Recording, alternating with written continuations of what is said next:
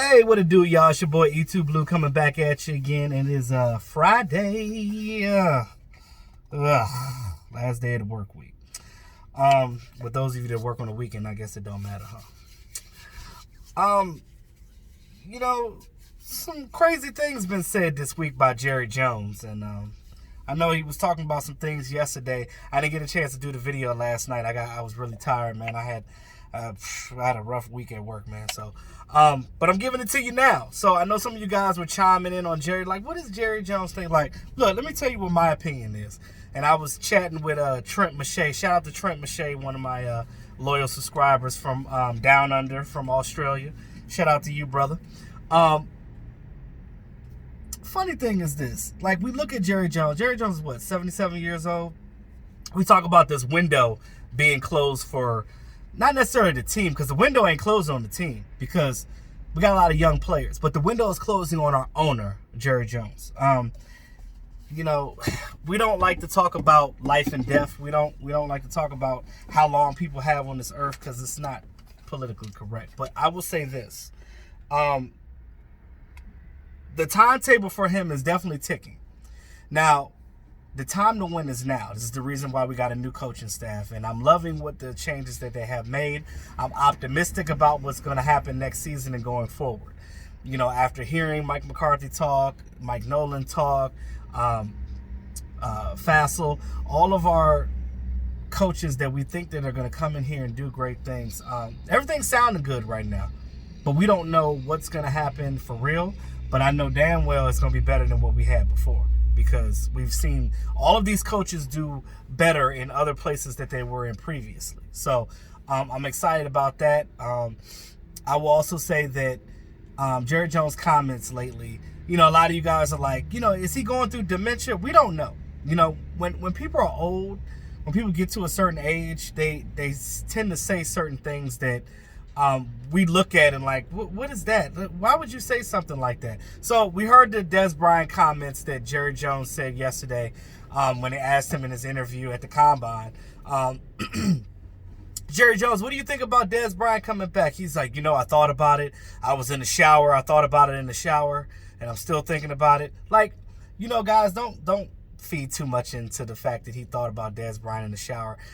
He wasn't thinking of it like that, like how you think he was thinking. He was just thinking like, okay, well, I happen to be taking a shower, and I was thinking about my team, which he thinks about all the time, 24/7 anyway. And he's probably thinking about what Dez Bryant can do to help this team in the red zone and things of that nature. Whether some of you guys think that Dez might be washed up, and he might not be the same person he was before, but he still can catch the ball. He still can high point the ball. And I know that a lot of people said they don't want him on this team because he's not a pure route runner.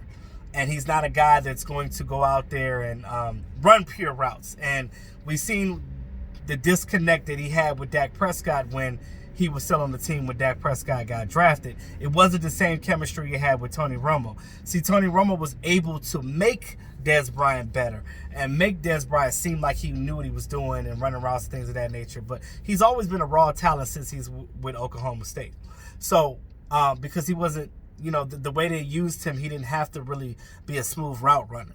He had his certain job to do. He knew what he had to do. He knew where he needed to be, and that was it. Hey, Dez, run this, do this. That's it. That's all they told him.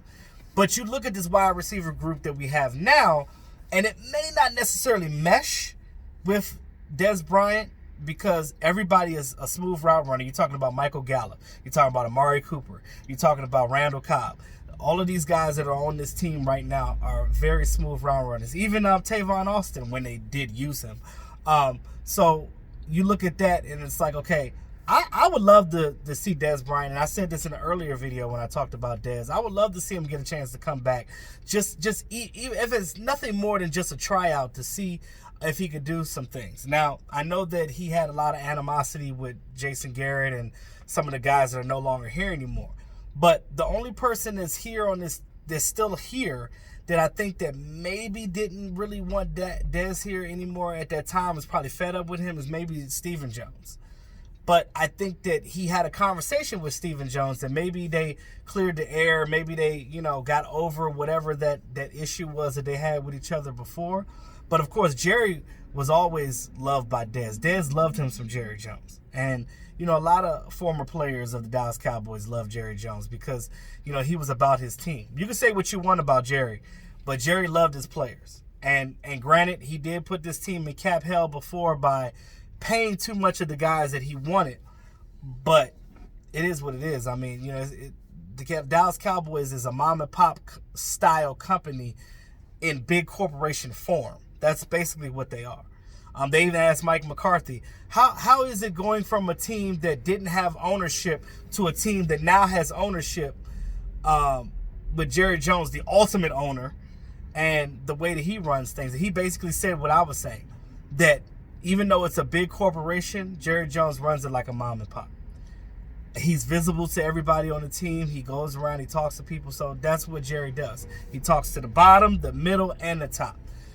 There's not anybody that works for the organization that don't know who Jerry Jones is. You know what I mean? So that's a good thing that he's accessible and he still has time to be able to greet even his lower level employees, because that makes people feel like they're wanted. It makes you feel like they care. Because I'll be honest with you, if I was a president or owner of a company, I'm trying to touch everything because I want everybody to know that you are valuable to me, because not only are you making me money, but I'm helping you make money as well. Because if I make money, you make money, we make money.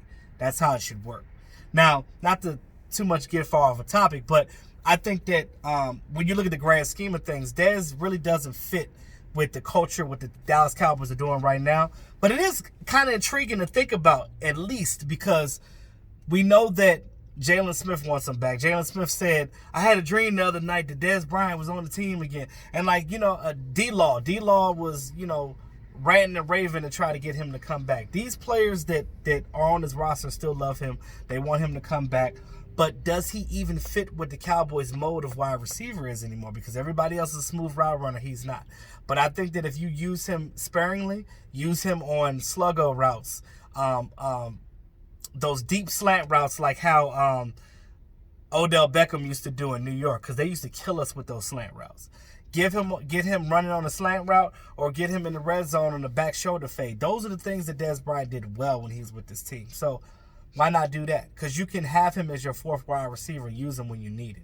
Because when you have injuries, you're going to be wondering who's going to be stepping up. So the other question is, what are they going to do with Tavon Austin? Because that makes a big difference too. If they re-sign Tavon Austin, and Tavon Austin ultimately is the fourth receiver, Dez can't be the fifth. I don't think that works. And I know everybody keeps saying, put him at tight end. And I know he did say that he would play tight end, but a tight end also has the block too. They can't just be a pass catching receiver.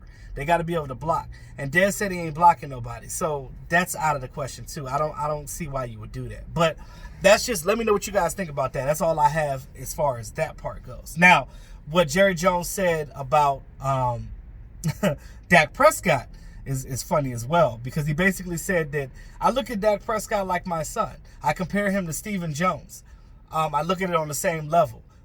You know, you treat family like family. He is my franchise quarterback. He is going to be here. So I know sometimes that might have been taken out of context, but I wonder what Stephen Jones thinks about that. That you look at Dak no differently than you. And, you know, you've been his son your whole life. So how do you feel about that? Now, that's just how I feel. We can have a conversation about that, but I just think it's funny. I just wanted to talk about it a little bit to get your guys' opinion on my actual channel. I know my numbers went down tremendously. I guess you guys ain't rocking with me no more. I don't know. Maybe it's the off season and people just checked out or whatever. That's probably why I stopped doing videos, because I didn't think people even wanted to watch the videos anymore, because, you know, my numbers went down tremendously. So I was like, well, hell, if ain't nobody watching, why am I wasting my breath? I'm just talking to myself, because I'm doing this for you guys. Like, you know what I mean? Like, I want you guys to be a part of this. I want you guys to be engaged with what I'm doing. So if you guys are not, then I guess there's no purpose for me on YouTube anymore. But I don't know. Maybe I'm just tripping. Maybe I'm just tripping because it's the off season and a lot of people have checked out. They're out doing other things and things of that nature. But I don't know. It could be just me.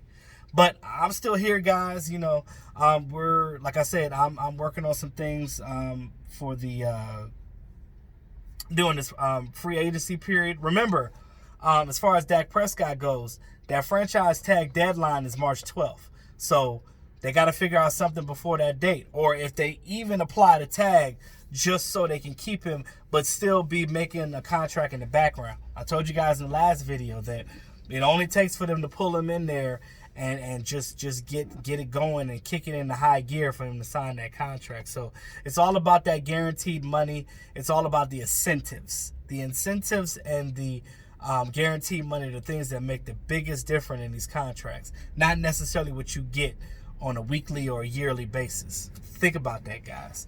So, with that being said, thanks again to all my subscribers. Appreciate you. If you're new to the channel, please support your boy. Hit the subscribe button, like, share, comment.